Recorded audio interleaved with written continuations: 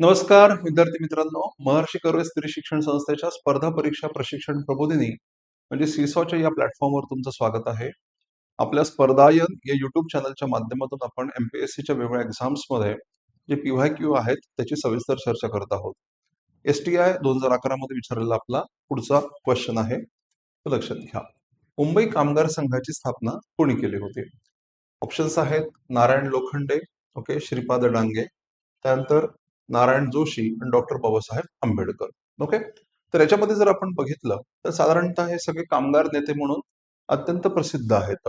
Okay, मग आता मुद्दा आहे की यांच्यातलं कोण? मग आता मुंबई कामगार संघ नेमकं कधी स्थापन झाला? थोडक्यात आपल्याला पिरियडचा विचार करावा लागतो.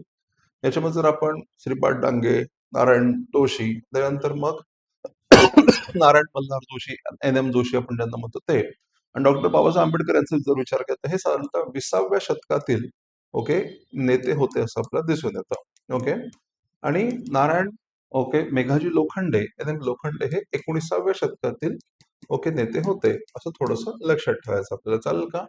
19वं शतक आणि 20वं शतक हा थोडासा फरक आपल्याला करायचा आहे. आणि मग आपण आता थोडक्यामध्ये एक डिस्क्रिप्शन बघूयात आणि त्याच्यानुसार तुम्हाला ते उत्तर निश्चितच येईल. ओके, बघा, एन एम लोखंडे यांनी 1890 मध्ये मुंबई गिरणी कामगार संघ म्हणजेच बॉम्बे मिल हँड्स असोसिएशन नावाची भारतातील पहिली कामगार संघटना स्थापन केली होती. बघा, प्रश्न काय आहे? मुंबई कामगार संघाची स्थापना कोणी केली? मुंबई गिरणी कामगार संघ म्हणजेच बॉम्बे मिल हँड्स असोसिएशन नावाची भारतातील पहिली कामगार संघटना त्यांनी स्थापन केली. ओके, पुढचं वाक्य बघा. आता हा प्रश्न ऍक्च्युली सोपा आहे, बऱ्याचदा विचारण्यात सुद्धा आला, त्याच्यामुळे तुम्हाला फारसा इंटरेस्ट नसेल या डिस्क्रिप्शन मध्ये, पण खालच्या ओळी मात्र महत्वाच्या आहेत. मग त्यांनी काय केलं होतं? एप्रिल 1890 मध्ये 10,000 स्त्री पुरुष कामगारांची एक मोठी परिषद त्यांनी भरवली. आणि या परिषदेमध्ये आता एक वाक्य फार महत्वाचं आहे, स्त्रियांचा मोठ्या प्रमाणामध्ये सहभाग होता. आणि हे वाक्य तुमचं भविष्यातलं एमसीक्यू असू शकतं. लक्षात घ्या की रानडे यांनी भरवलेल्या कामगार परिषदेचे महत्वाचे वैशिष्ट्य म्हणजे ओके डॅश डॅश करून मग स्त्रियांचा सहभाग किंवा अजून त्याच्यामध्ये ऑप्शन्स असतील आणि स्त्रियांचा सहभाग हे त्याचं उत्तर असणार आहे. पुढचं वाक्य बघा. मुंबईतील औद्योगिक संघटनाच्या चळवळीमधली एक महत्वाची घटना समजली जाते. नंतर लगेचच ओके 10 जून 1890 रोजी शासनाने कामगारांना दर रविवारी पगारी सुट्टी देण्याचा निर्णय जाहीर केला.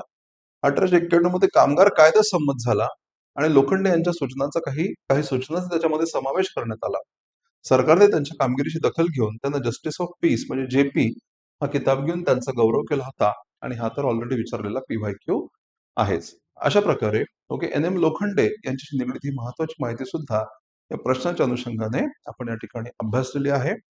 होपफुली तुम्हाला ही माहिती आवडलेली असेल. ओके, हा प्रश्न, त्याचं डिस्कशन, एन एम लोखंडाबद्दलची ही माहिती तुम्हाला कशी वाटली? ओके, तुम्ही कॉमेंट बॉक्समध्ये ओके निश्चितच सांगू शकता. आणि हे सेशन तुम्ही अधिकाधिक तुमच्या मित्रमैत्रिणींपर्यंत पोहोचवू शकता. थँक्यू.